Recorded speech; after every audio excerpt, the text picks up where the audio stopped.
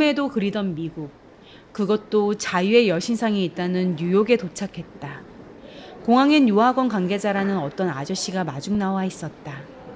이 유학원에 대해서 이야기해보자면 참 이걸 유학원이라 해야 할지 브로커라 해야 할지 모르겠다. 당시 나 같은 흑수저 대학생들의 미국 어학연수의 길을 열어준 유일한 곳이라 해두겠다. 이 유학원은 돈이 없어도 미국 어학연수 갈 수 있다 라는 단 한 문장을 8절지 포스터에 가득 채워서 서울 소재 모든 대학 캠퍼스 곳곳에 수만 장을 붙였었다. 미국 유학은 다음 생에나 가야지 했던 당시 가난한 대학생들에게 그 파란색 포스터들은 부푼 꿈과 기대를 심어주었다. 전화를 걸고 찾아간 그 유학원은 강남의 어느 뒷골목 작은 건물 3층에 있었다. 어떻게 돈이 없어도 유학을 갈 수 있느냐는 가장 궁금했던 나의 질문에 상담실장은 거기에서 돈을 벌면 됩니다 라고 말했다. 영어도 잘 안 되는 이방인이 어떻게 돈을 벌까? 좀 놀랍다는 표정으로 쳐다보니 한국 학생들 거기 가서 일 많이들 해요. 일하면서 공부할 수 있도록 저희가 다 도와드려요. 어려울 것 전혀 없다는 자신만만한 말투로 대신 수수료가 좀 있다고 덧붙였다. 100만 원의 수수료가 부담되었지만 내가 미국에 갈 수 있는 방법은 이것 하나밖에 없다는 생각에 계약서에 사인을 했다. 그리고 저희가 다 도와드려요의 의미가 무엇인지 미국에 도착한 첫날부터 알 수 있었다. 같은 유학원을 통해 인천공항에서 함께 출발한 나보다 한두 살 많은 어떤 언니 2명과 오빠 1명, 나 이렇게 4명은 그 아저씨의 봉고차를 타고 이동했다. 차창 바깥으로 보이는 풍경은 영어로 된 간판들만 없었다면 여기가 미국이 맞나? 라는 생각이 들 정도로 특별할 게 없었다.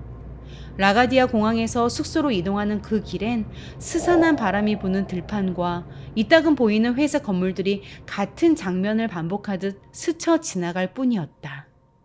1시간 정도 갔을까? 우리가 탄 봉고차는 어느 낡은 2층 주택 앞에 섰다. 아저씨를 따라 들어가니 그 집엔 이미 우리보다 먼저 도착한 한국 학생들로 바글바글했다. 여기저기 수건과 짐들이 널브러져 있었고 푼 것도 안 푼 것도 아닌 수많은 캐리어들이 입구에 지퍼들만 열린 채 거실 곳곳에 굴러다니고 있었다. 누구의 아이들인지 5살 정도로 보이는 어린 아이들도 그 정신없는 거실의 짐들과 사람들 사이로 소리를 지르며 뛰어다니고 있었다. 예상치 못한 이 당황스러운 풍경에 현관에 멈춰 서 있는 우리들에게 아저씨가 안내를 한다. 저기 계단 뒤로 보이는 안쪽이 여자방이고 2층은 남자방. 각자 들어가서 쉬고 내일은 새벽부터 움직여야 하니 오늘은 일찍 자두라고. 아저씨가 말한 여자방으로 들어가니 더 난감한 풍경이 들어온다. 2층 침대가 방 4개의 면마다 들어서 있는데 모든 침대들의 이불이 정돈되어 있지 않아 도대체 어느 침대가 내가 오늘 밤 써야 하는 것인지 알 수가 없었다. 그날 한국에서부터 같이 간 2명의 언니가 겁먹은 나를 토닥거리며 그나마 제일 깨끗해 보이는 침대를 가리키며 말한다. 종이야, 너는 여기서 자면 되겠다. 내 이부자리를 대신 정리해 주는데 자세히 보니 나보다 더 겁먹은 표정이다. 그래도 막내라고 나를 먼저 챙겨주는 그 언니들이 그때 내가 기댈 수 있는 유일한 존재들이었지만 그래봤자 그들도 겨우 23, 24이었다.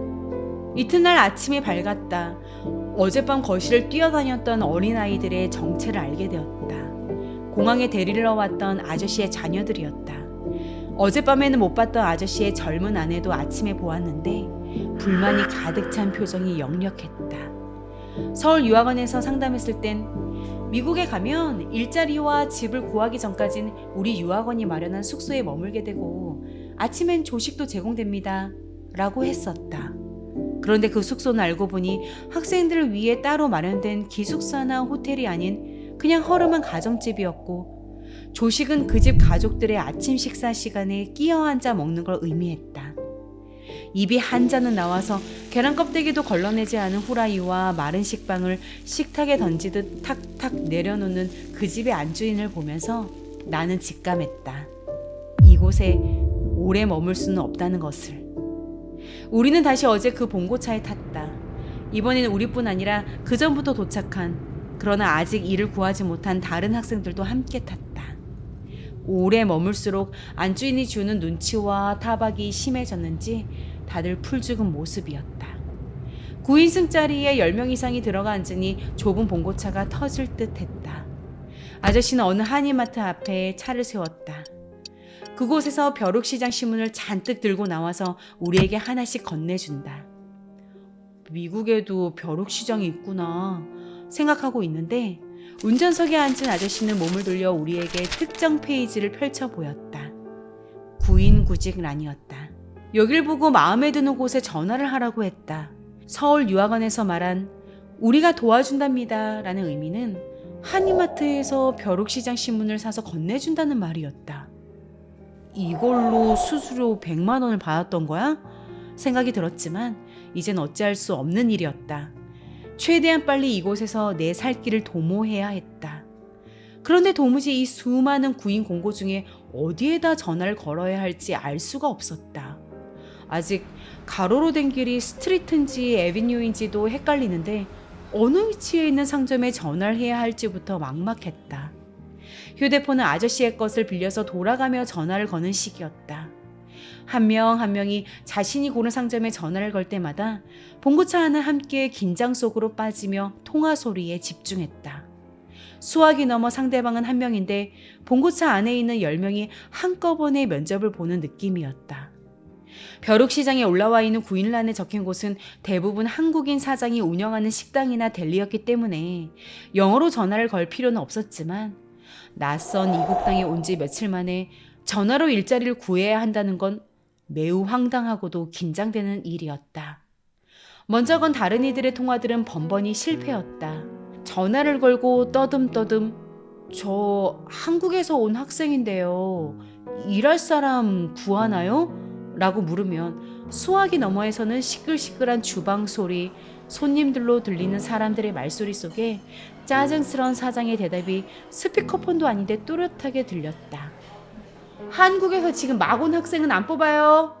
면접의 기회조차 거절당한 당사자는 무슨 큰 시험에 낙방한 사람처럼 풀이 죽어서 다음 차례 사람에게 전화기를 건넸다.